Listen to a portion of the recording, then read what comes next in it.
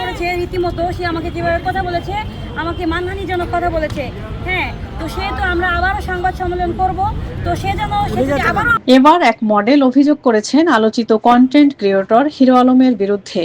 অভিযোগ অনুযায়ী কাজ পাইয়ে দেওয়ার আশ্বাস দিয়ে আপত্তিকর প্রস্তাব দেওয়া হয়েছিল। ভুক্তভোগী মডেল বলেন, এই প্রস্তাবের কারণে তারা মানসিকভাবে চাপের মধ্যে পড়েছেন এবং পেশাগতভাবে ক্ষতিগ্রস্ত হয়েছেন। ঘটনাকে কেন্দ্র করে কয়েকজন মডেল যৌথভাবে সংবাদ সম্মেলন আয়োজন করেন। সংবাদ সম্মেলন চলাকালে হঠাৎ করে উত্তেজনা ছড়িয়ে পড়ে। প্রত্যক্ষদর্শীরা জানান, ওই সময় হিরো আলম এবং তার সঙ্গে থাকা কয়েকজন ব্যক্তি ঘটনাস্থলে উপস্থিত হন। তারা অভিযোগ অস্বীকার করতে গিয়ে পরিস্থিতি আরও উত্তপ্ত করে তোলে।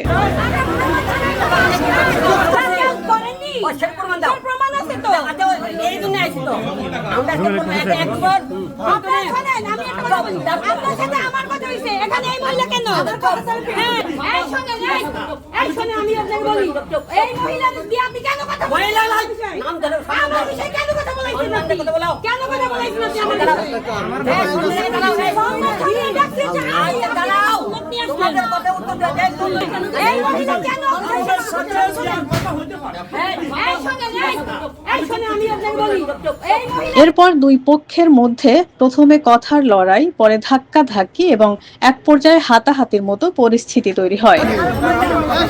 স্থানীয় উপস্থিতরা বলছেন, মুহূর্তের মধ্যে পুরো এলাকায় হট্টগোল তৈরি হয়। ঘটনার সময় ছড়িয়ে পড়া ভিডিওতে দেখা যায় উভয় পক্ষই একে অপরের দিকে রাগ প্রকাশ করছে, যা সামাজিক যোগাযোগ মাধ্যমে ভাইরাল হয়ে ব্যাপক বিতর্কের জন্ম দিয়েছে।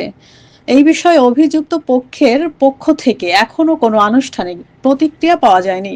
আমাকে একটু ভালোবাসা দিলেই হবে, এখানে অভিনয়ের প্রয়োজন নাই, ঠিক আছে? উনি এই ধরনের কথা বলতো যে সংবাদ সম্মেলন করেছে, তারপরে আমরা সংবাদ সম্মেলন ডেকেছি। সেখানে আগের দিন রাতে উনি আমাকে থ্রেট দিয়েছে, ঠিক আছে? আমি যখন স্ট্যাটাস দিয়েছি আমরা সংবাদ সম্মেলন করব, তখন উনি আমাকে থ্রেট দিয়েছে, সেই ক্লিপগুলো আমার কাছে আছে।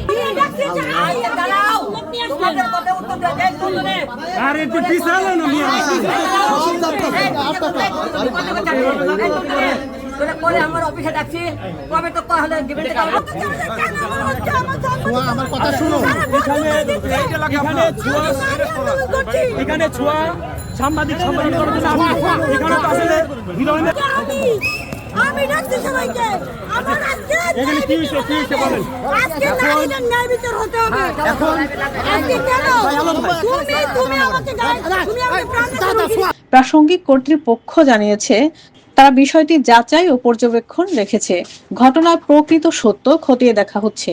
অনুসন্ধান অব্যাহত রয়েছে এবং নতুন তথ্য সামনে এলে তা সবার আগে জানানো হবে।